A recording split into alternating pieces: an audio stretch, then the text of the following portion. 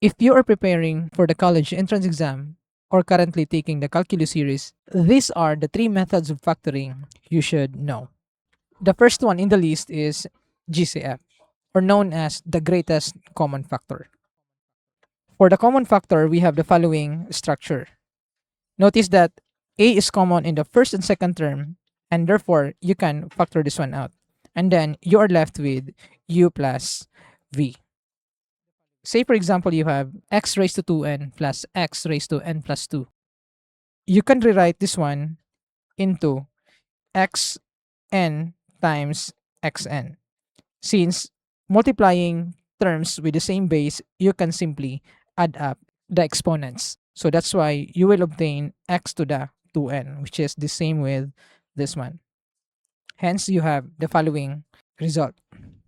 Now, for this second term, the same concept, you will obtain x to the n times x squared. Since if you add this one up, you have x n plus 2. And therefore, we have the following. In this structure, this x to the n is now common on both terms. Hence, you can factor this one out. You have x to the n, and you are left with this term and this term. So that is times x to the n plus x squared.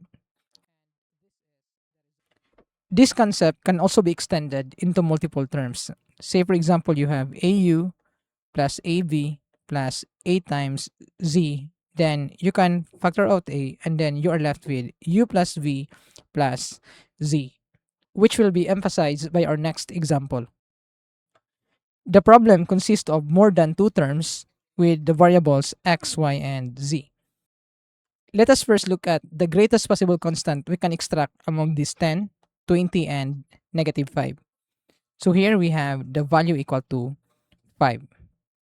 And for the x variable, we look at the smallest exponent among these three, and that is x squared. And for the variable y, the smallest exponent is 2. That's why you will have y squared. And for z, we have z cubed. Extracting this common factor, what's left in the first term is this one. The term you can obtain when you divide this first term by this common factor. Dividing this one, 10 divided by 5 gives us the value equal to 2. And when you divide the x variables, since this one is located in the denominator, you simply subtract exponent. That's why you will have x raised to 1. And for the y variable, this simply cancels out. And for z, you have z raised to 1. And similarly, for the middle term, you will have 20 divided by 5, you have 4. And then x cubed divided by x squared, you have x. And for y, this cancels out. And for z, you have the cancellation. And this gives you this term. And finally, for our last term, dividing this one by this common factor gives us negative y squared z. Since this one, by this, you have negative 1. This one cancels out.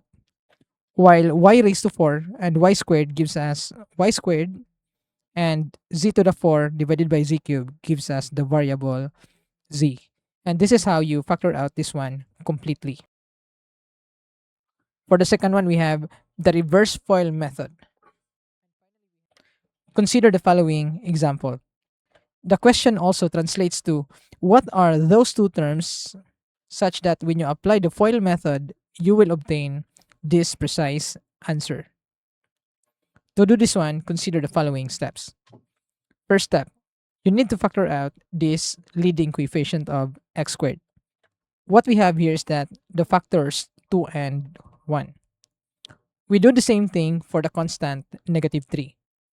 Notice that there are multiple factors of negative 3. You may choose negative 3, 1, or otherwise you have negative 1 and 3. Say, for example, in this case, we consider 1 and negative 3. To verify whether these are the constants we're looking for, you need to multiply this one by this and find the answer. This is equal to 1, and this one multiplied by negative 3, you have negative 6. If you add this one up, you will have negative 5. You will know whether your constant is correct if this one equates to the middle term of your expression. In this case, this is the correct value. You may want to verify that the value negative 1, 3 doesn't coincide with the value equal to negative 5.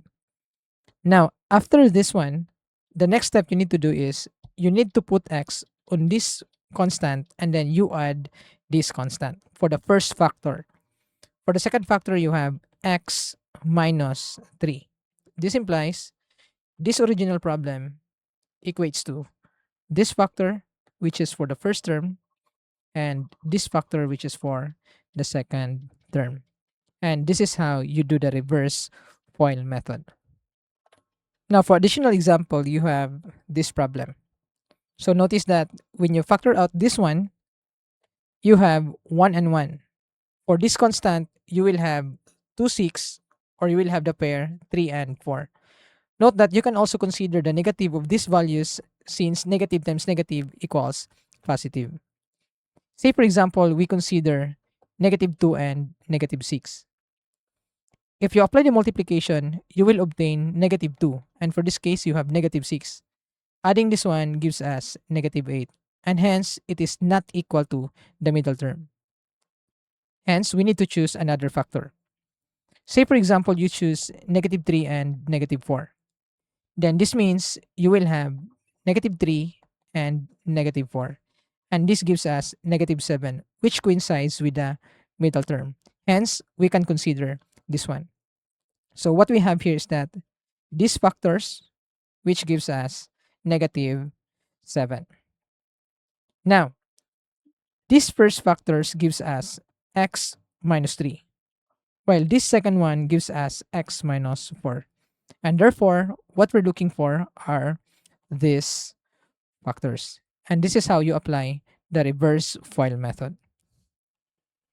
And finally, the methods of factoring, which uses the special products. If you want to learn more about these special products, I've created a separated video for this one. Link is given in the description. In this video, we will use these three particular special products. Consider the first example. Say you have x to the 4, 6x squared y squared plus 9y raised to 4. Notice that this one can be written as follows, where if you multiply this one, you will obtain y raised to 4, and 2 times x squared times 3y squared gives us 6x squared y squared, and this final term is 9y raised to 4. This is of the form u squared plus 2uv plus v squared. And hence this is equal to u plus v squared, where your v is equal to 3y squared and your u is equal to x squared. So that we have the following factors. Now in our next example, let us consider a slightly challenging problem. A problem which consists of 4 terms at which you cannot apply the special products directly. If you want to answer this one, you may want to pause the video as the answer will be given shortly. To solve this problem, let us first apply the common factor. Here we have the GCF of these first two terms, which is x cubed. So let us try to factor out x cubed. And then we are left with this one divided by this. We have x squared. And this one divided by this, you have negative 1. And for these remaining terms, factor out negative 1. So that you will have negative x squared minus 1. This is minus 1, so that when you multiply this one, you will have positive 1. If you look at this one closely, this x squared minus 1 is common to both terms. Hence, you can factor this one out so that you will have this one as factor, and what remains is x cubed minus 1. And hence, you will have this one. We can now apply the special products formula for these terms. The first one being the difference of two squares, you will have x minus 1 and x plus 1. And for this term, you have the difference of two cubes, since 1 is also equal to 1 cube. And this one equates to x minus 1. So this is u minus v. This one is u squared plus uv plus v squared. And hence, you can simplify or fuse same terms. You have x minus 1. You will obtain x minus 1 squared you also have x plus 1, and finally you have x squared plus x plus 1. And this is how you factor this one completely. Now, for this video's challenge problem, consider the following. Here you are asked to simplify this expression. A problem which looks intimidating at first but completely collapses under the basic factoring. For those of you who want to solve this problem, feel free to pause the video and comment down your answers. For the solution, notice that this upper term can be expressed to 2 times this one. So you simply factor out the constant 2. And then this one equates to x cubed minus 3 cubed. By the difference of two squares, this one can be expressed to 2 times x minus 3 and x plus 3.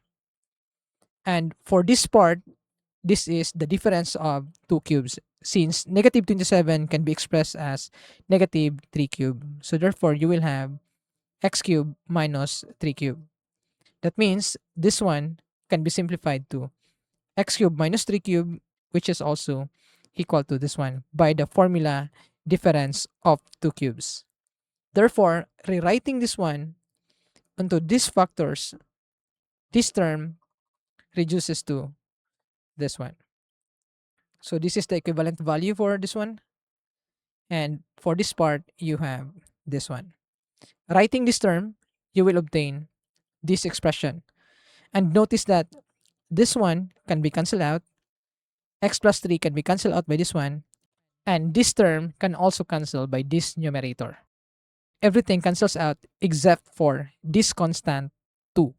Therefore, the simplified version of this expression is simply the constant 2. If you want to conquer your calculus series, don't miss out our next uploads. And if you want more of the content like this, subscribe and see you in our next video.